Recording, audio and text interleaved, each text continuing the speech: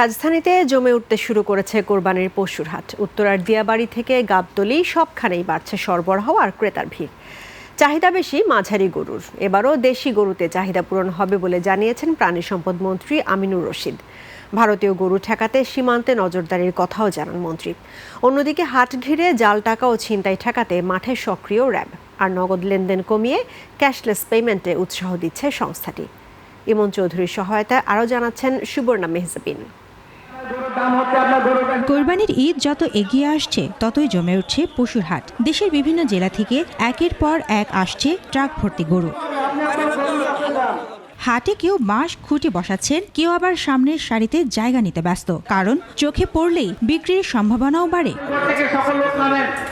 ছোট, মাঝারি আর বড় সব ধরনের গরুই উঠতে শুরু করেছে রাজধানীর হাটে। দেশি জাতের পাশাপাশি আছে ফ্রিজিয়ান আর শাহিওয়াল শঙ্কর জাতের গরুও। তবে ক্রেতার আগ্রহ বেশি মাঝারি গরুতে। ইনশাল্লাহ কিনতে পারবো, হয়তো কালকের থেকে আরো কমে যাবে। এখন পর্যন্ত যেটা দেখলাম বেশি মনে হচ্ছে একটু। লাখের নিচের গরু মানে আমরা দেখিনি, ওরাও বলেনি কিনতে পারছে নাই। তো দেখেন না, আমি তো ঘুরতে আসছি সকাল থেকে। ব্যাপারীরা বলছেন বেচাকেনা পুরোপুরি জমতে আরো কয়েকদিন লাগবে। তবে এখন থেকেই দাম নিয়ে দর কষাকষি চলছে জোরে সোরে। জামালপুর থেকে গরু নিয়েছি, গরুর দাম মনে করেন এটা বলতেছে 2,60,000। অনেক গরু উঠছে বিভিন্ন জেলায় আসার, এখন পর্যন্ত বেচা কিনে এই পরিমাণ হয় নাই। যা দাম করে মনে করেন যে ওই 2 লাখ টাকার গরু 1.5 লাখ টাকা দাম করে।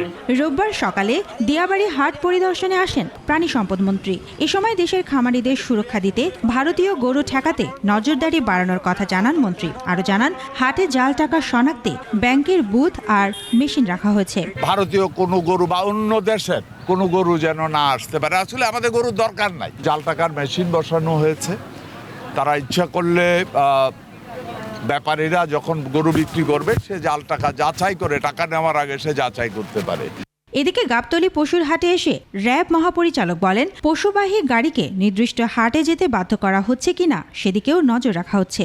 জাল টাকা, ছিনতাই কিংবা সামাজিক মাধ্যমে গুজব ছড়ালে দ্রুত ব্যবস্থা নেওয়ার কথাও জানায় র্যাব। তাদের নিরাপত্তা, চৌকির সংখ্যা এবং টহল সংখ্যা বৃদ্ধি করা হয়েছে। জাল টাকা প্রতিরোধ এবং শনাক্তের প্রয়োজনীয় সরঞ্জাম প্রস্তুত রাখা সহ জাল টাকা উৎপাদনকারীদের বিরুদ্ধে অভিযান অব্যাহত রয়েছে। এছাড়া নিরাপত্তা জোরদারে রাজধানী সহ দেশের বিভিন্ন এলাকায় বসানো হয়েছে অতিরিক্ত চেকপোস্ট। সুবর্ণা মেহজাবিন, একুশে টেলিভিশন।